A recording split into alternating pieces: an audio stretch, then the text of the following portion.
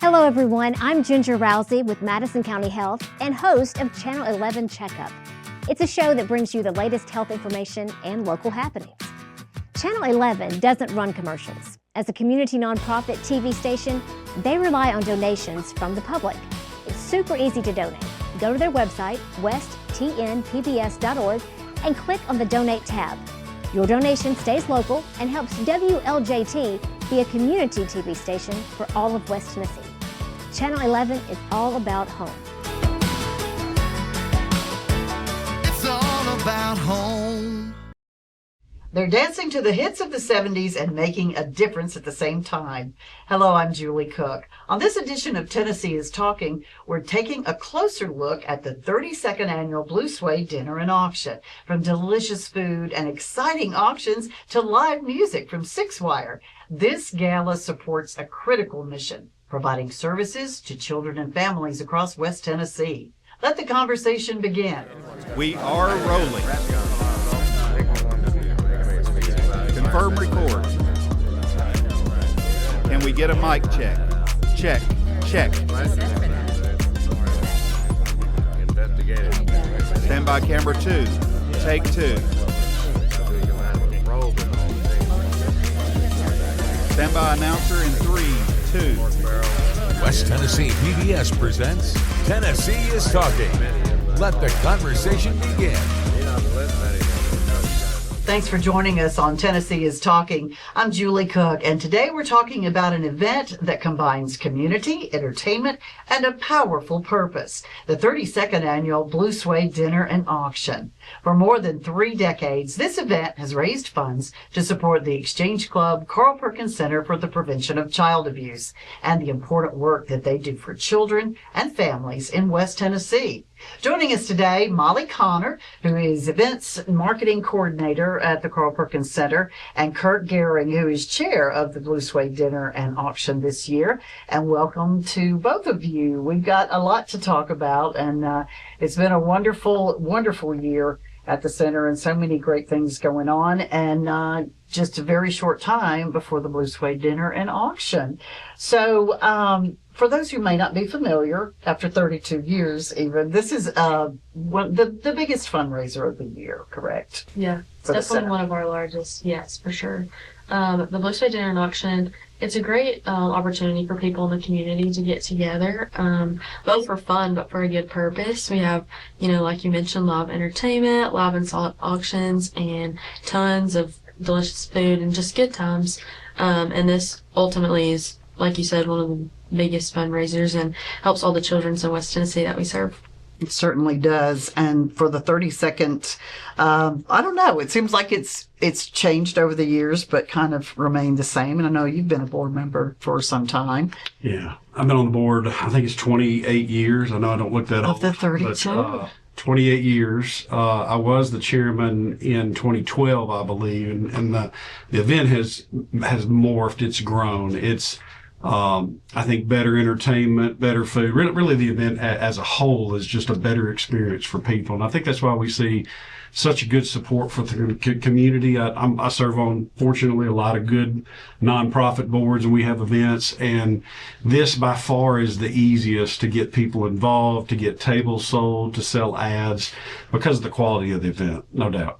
I think so too. And I just remember even back when Mr. Carl passed away, and there was a concern, how will we keep this going, and will we be able to keep the momentum? And it's never wavered one minute that I know of. Yeah, and I think he planted the seeds of that. The center then was a lot smaller and growing, and to grow something is very complicated, as you know, and it's hard, but to sustain something like we are today, where we serve every county in West Tennessee outside of Shelby County and thousands of children, unfortunately, a year, and families, really is difficult to keep going. And so fundraisers like this is absolutely critical to the center to be able to meet those needs.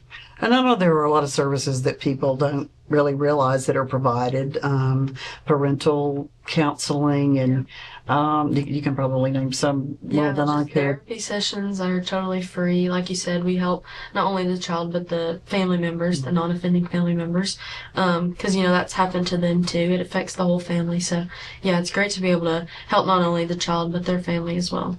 It is. It's been discouraging. I don't know if it's because of the way data is traced now, but just the amount of sexual abuse of children is reported. It doesn't seem to be going away. Yeah. The need is increasing every year, if anything. Sure. I think that's a fair estimate to say. So all of these events are so important. Of course, there's the telethon every year, and then some smaller ones. And you got to get your hat off to all the communities, the sure. counties, whether they have a center or whatever their affiliation is, they work so hard raising money all year long. And it is tougher in the rural areas. You've got smaller events, but it takes just as much work That's right. to put one on, whether it's big or small. But our counties out around West Tennessee work so very hard. I remember you saying last year, I think once our band got done, 6-wire, everybody wanted to have them again. Yeah, So actually, you knew you were taking the chair. Yeah, so there's a local couple that I've gotten to be friends with over the last 20 years, and the gentleman in that relationship was the drummer for Pam Tillis and Waylon Jennings, and so we were kind of wanting some different entertainment, something that would be unique, and so we reached out to a contact of his, and he got us in touch with 6-wire. And so I had done some research on 6-wire, brought it to Pam and the center, and their resume is really good. They played CMT events, Republican National Convention events, listened to them a little bit on the internet, and it was just clearly that these guys are really gifted. I've never seen a cover band come and sound like so many different bands. It was incredible. Well, and they're just so tight on everything they play, and kind of making it their own. And I don't know, a lot of people may remember from many years ago, Andy Childs, who's their lead singer, was Elvis at Liberty Land in Memphis. And that was quite something to see at that time. But he's an amazing singer and entertainer, and just the whole band. You just can tell when they've got that. Mm-hmm. There's something about it that the chemistry of certain people coming together, and they've definitely got it. So they were so good. So they were walking off the stage. I was walking on as co-chair last year, and kind of jokingly said, "Hey, you guys were phenomenal. It was 80s music." And I was like, "Man, what if we did this again and we did the 70s?" Literally, the guy's walking off the stage and I'm walking on, and he's like, "We're better at the 70s." And so I went back to Pam, our director, and I said, "Listen, it'd be really a good idea to me to bring this band back. The quality of their music, I've listened to a lot of concerts. Probably the only band that I've heard in person that's better musically was the Dave Matthews Band. But this, I'm telling you, I've listened to a lot of different bands. Incredible artists." Well, last year we had a lot of parachute pants and neon and spiky hair. So talk about the theme this year, Molly. This year we're doing 70s, so bring out your 70s gear. Like you said, they're bringing their 70s set, and it's supposed to be better than last year, so that's exciting. But yeah, just whatever your favorite 70s outfit is, we'd love to see it. That'll be fun. So you can do your bell bottoms, you can do a hippie, you can do, I don't know, boots. Everybody kind of has their own thing. Yes. Yeah, the bell bottoms that are this wide may be hard to find, but there's always Amazon or that's right. or some of the other costume places where we get our gear. So do you have your outfit ready yet? Not yet. No. But this is more. It's funny, when we started this process, we talked a lot about the 70s and, of course, led into kind of the disco scene. And so we were kind of heading down that way. And then I reached out to the band manager, and he said, no, don't do that at all. They're not playing anything disco. It's 70s rock and roll. Well, we can look at that, I think. So I got to figure out in that genre, what does a 6'6", 260-pound guy wear? I hope an afro. Yeah, that's right. Yeah, the big curly hair, and you probably have to have a fringed vest. I'll get you to design it. And, it's okay. I'll put you. Okay. I'll fix you up. Okay. I promise I will. I guess as far as the food, is the dinner worked out and all of that? You got your caterer. We got a plated dinner by Jackson's Kitchen and Catering. Wonderful. They're amazing to work with always. And then the auction items. Yes. Trips, Caribbean trips, hunting trips, Florida trips. Yes. Jewelry, nice jewelry. We have a lot of cool and unique trips on our auction that we're really excited about, and some really cool guitars with some signatures on them that we're excited about too. And like you said, the other things like jewelry, and there's a lot of cool options. I actually got my little grandboys some pajamas with tacos and avocado Mexican food on it. I just fell in love. I was like, I got a bid, and I kept running back and online. I thought, it's not really jewelry. It's not anything. He'll outgrow it in 3 months. But just had to have it, So there's such a variety and different price points for people as well. Yes, there's something for everyone, for sure. So that goes. We tried to get also some hunting trips because a lot of our items, we didn't really have something for that side of it. So we've got, I think, actually 2 hunting trips this year that are going to be really popular, I believe. Always a big, and then the dinners that are prepared by certain people will offer to do that. So that's always really neat too. And it's a lot of fun, but there again for for just a very very important. We talked a little bit about some of the things that the money goes to.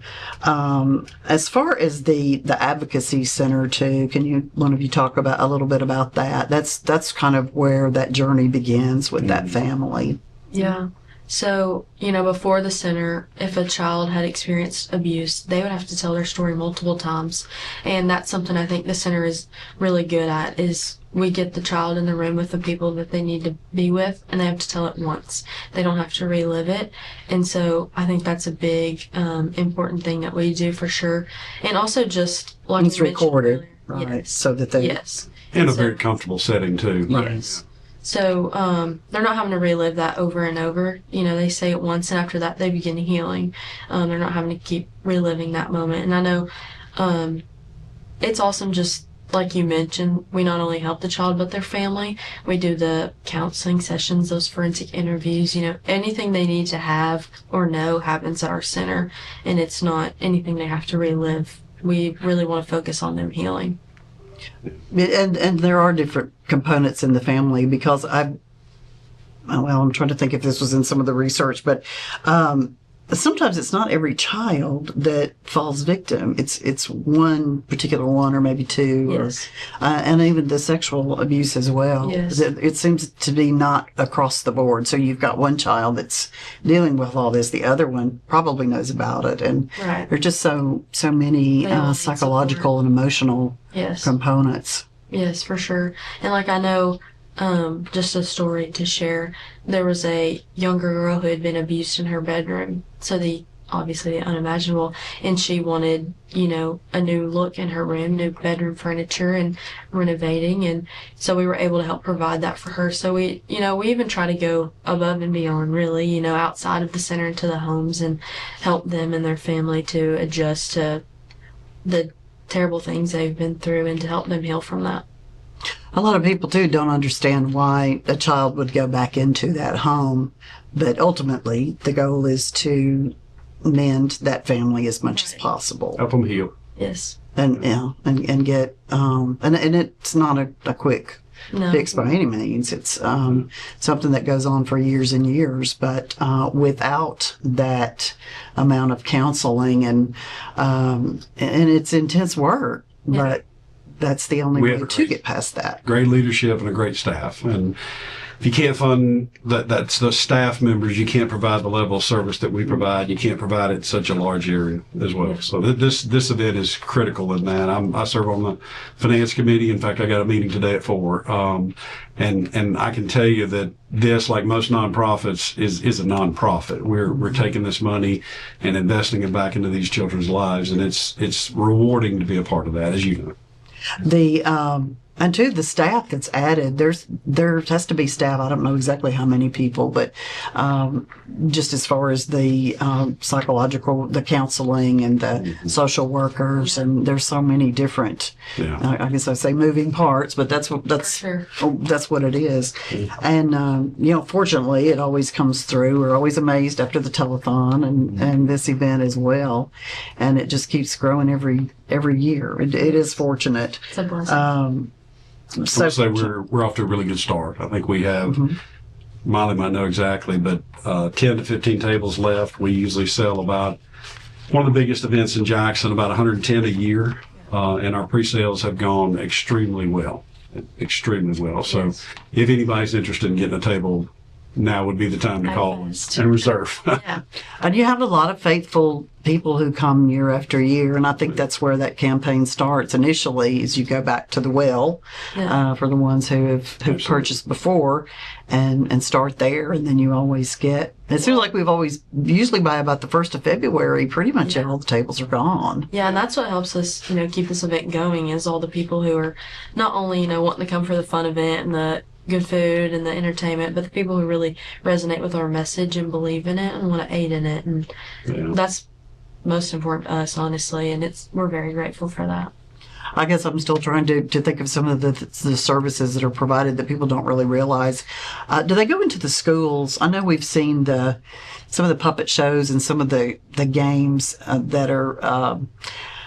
It's not really a game, but for the presentations. And I don't know if they're made to civic groups or if they do go into schools. Yeah, I know a lot of the county directors will go into schools and either read books about, how to stay safe or, trust adults, that kind of stuff to the younger kids. And then I know they do some presentations to the older ones, just to, because obviously prevention is our goal, but you have to start with awareness first. And I think it's important. We're in West Tennessee, and these are all local kids. These are people you may know and you just don't know. And so obviously, in order to prevent, you need to raise awareness. And so we're grateful they get to go out and speak about that to the different schools and different groups. Because legally, if you are daycare worker or a nurse or any kind of witness that you may suspect a child, it is the law that you have to. Yes. If you want to talk about that a little bit, I'm not sure what exactly, but I know that if you suspect that Yes, that you for sure. Have to report it. Yes, and that's where we're also really grateful for the center too, because like I mentioned, they only have to say it once, where in years past, if a child goes to a teacher to tell, what's happened, and the teacher's got to go to the principal's got to call the police, and just all these parts, and they have to keep telling it, and we don't want a child to have to keep reliving what's happened to them. So we're really grateful that those who do, report to us, we're able to act with local law enforcement and other big important people in the different counties and get it figured out. That's one of the presentations that we saw too. They said, "Do you realize how many how many times they have to tell that story?" Yes. Yeah, and it is just for the fact now that they do have to do the recording. Excuse me. I wanted to talk about too some of the other services, the police department and the way they have a special the way that they have to handle these cases as well. And you have a lot of dedicated folks who do it. I know, do they do this in the county when they take the children out? If they go to make a call, they take a teddy bear and take a... Yes. Each county has sort of their own thing. Like I know Chester County will do cowboy hats and bandanas. And then I think Crockett does the teddy bears. And they ask a lot people of them will do teddy bears. And you can donate those as well. We always will accept those. Those help the children, when they walk in, we want to make it a comfortable space and somewhere where they're not afraid to come back. Mm-hmm. And so we're really grateful for that too. The different ways we show them, it's okay. We're taking care of you. A lot of talented and very special first responders and our county directors, for sure. We do have a lot of great folks. And I think that would just be one of the hardest calls that an officer has to make. And when that time comes, and then a social worker is on the scene, and there's a lot of progress from there, but I think it just touches the hearts of so many people, and that's why they keep supporting year after year. Absolutely, because it doesn't go away. I mean, it's and as we said, that the sexual We tell people all the time abuse. we'd love to shut our doors. We Yeah. don't want to have to do what we do, but unfortunately, the world we live in, this is what we have to do, and we're very grateful for all the support because it helps keep our doors open, literally, to help all the children here in West Tennessee, and we're grateful that we get to take part in helping local kids. It's all staying right here. That's really important to us. It has been shown as well that people who are in an abusive situation growing up tend to repeat that in their adult lives. And that's a scary thought if Yes. you, to think that children live in so much violence. Yeah. Yeah. How else are they gonna Right. grow up?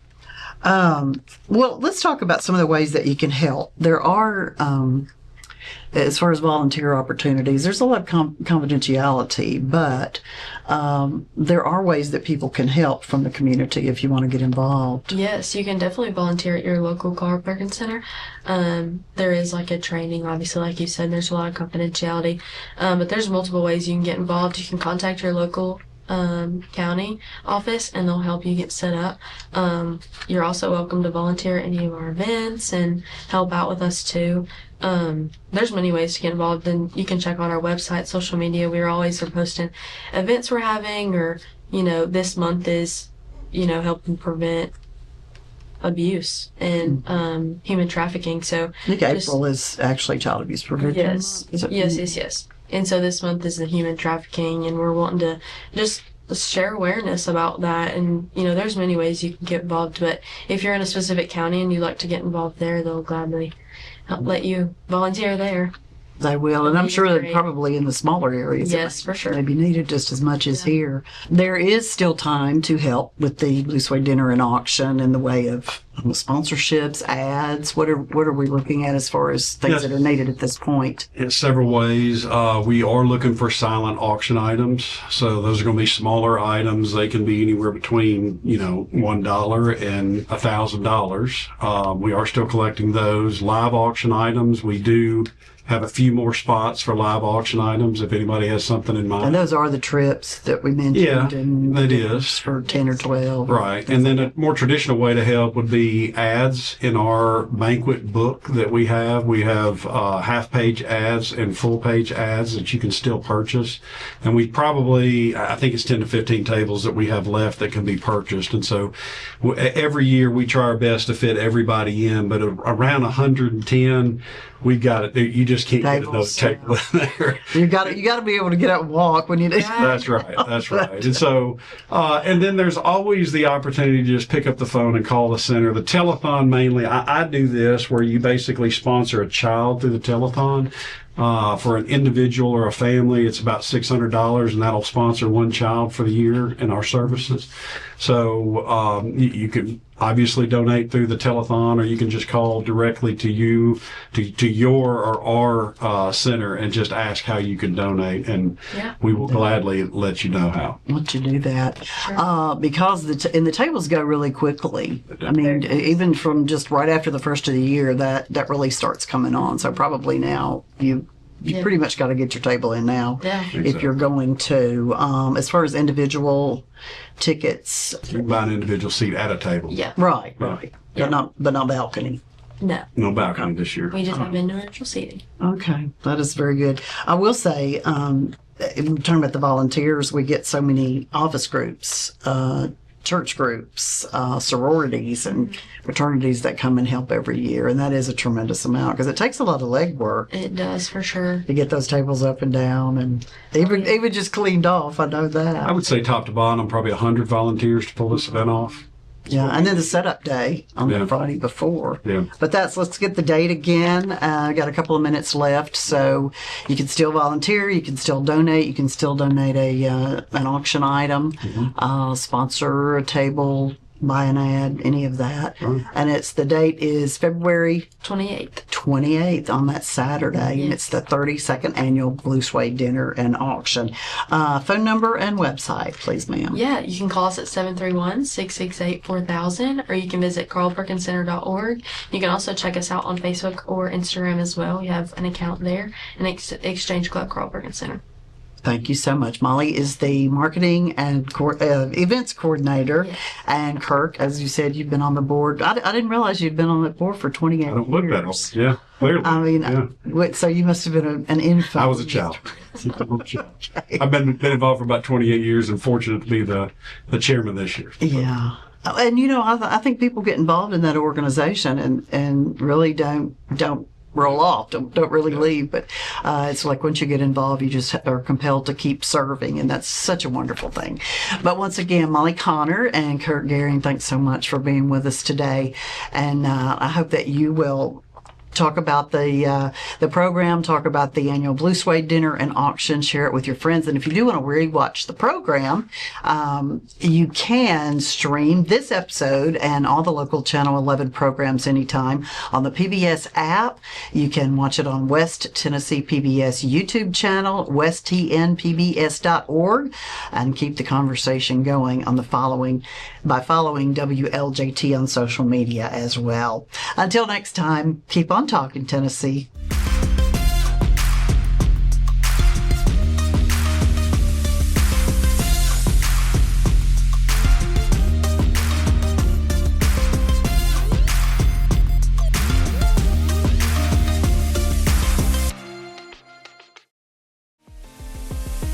Tennessee is Talking is a presentation of West Tennessee PBS with the goal of bringing people together, sharing ideas, thoughts, and different perspectives, learning from each other and sharing a civil and respectful discussion. Tennessee is Talking, the show that brings West Tennessee together. This is Steve Beverly asking for your help. WLJT Channel 11, West Tennessee's home for educational and quality TV since 1968, needs your financial support. We don't sell commercials. Instead, we rely on donations from viewers. Channel 11 is the most local station in all of West Tennessee, bringing you local shows about events, happenings, and issues important to West Tennessee. It's really easy to donate. Go to westtnpbs.org. It's quick, easy, and secure. Donate today and show your support for local, educational, and quality television. Channel 11 needs your support today.